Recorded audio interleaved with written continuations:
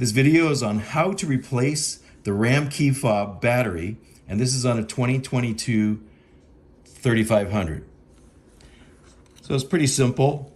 First step is remove the mechanical key, and there's a little mechanical release button here, and this is for the emergency key. We pull that out,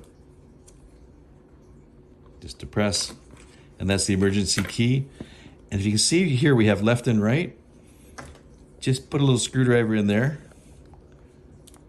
and just give it a little twist. Give that one a little twist. And we can pull off the cover. Just snaps off. There is our button, replace our button battery. And this one is a CR 2032, CR 2032, and it just pops out. It's pretty quick and easy. Just pop it out, take your new one, just pop it back in there. Positive side up, so make sure that when you insert the new battery, positive side is facing up. Put the case back together again.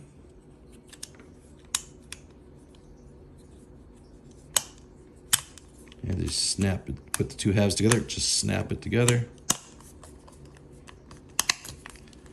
And insert the emergency key back.